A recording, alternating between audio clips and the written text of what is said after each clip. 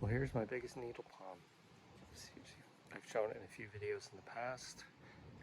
Sits here. It faces south and gets a lot of heat, reflected heat. Some of the fronds kind of closest to the back do experience some burn. I believe I'm getting some reflection off the windows, but here it is. And needle palms, when you get them, they have both sexes, male and female. And this one is a female. It flowers for me every year. And I'm going to show you what develops.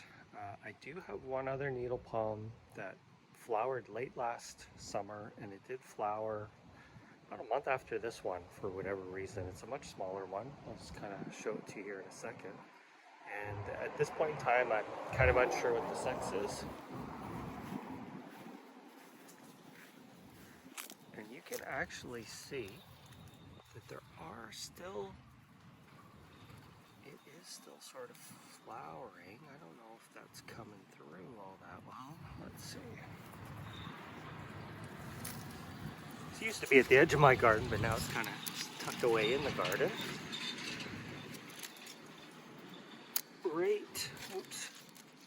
Right there. Tough to say. Kind of looks like female because the flowers haven't really dropped off. So back to the big one.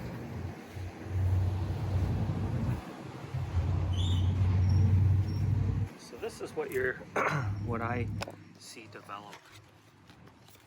I'm trying to get in there. There you go.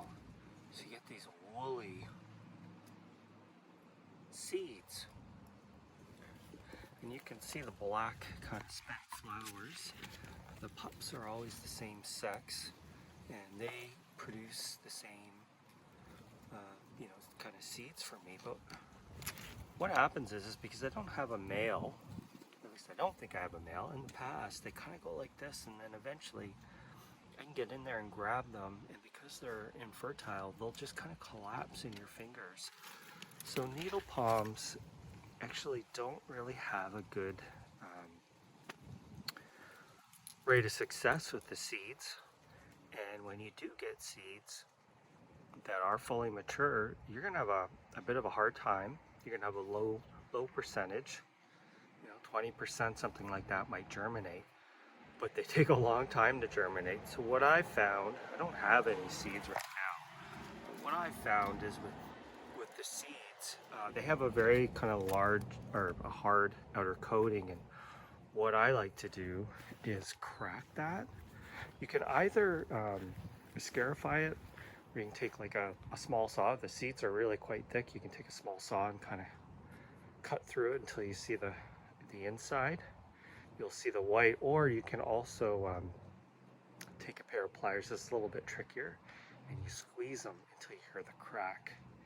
What that allows is that the moisture and everything to get into the seed, and the seed can easily germinate and escape the hard outer coating. But it's kind of a tough one to germinate. I do have two in the backyard that I did germinate from seed from Oklahoma grown needle palms. This one, I have no idea where it came from.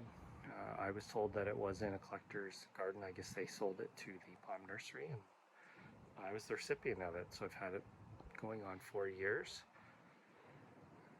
It's roughly somewhere between 5 and 6 feet across, and it's just over 4 feet tall. So, and because it's grown in the sun, it's got a little bit more of a compact form.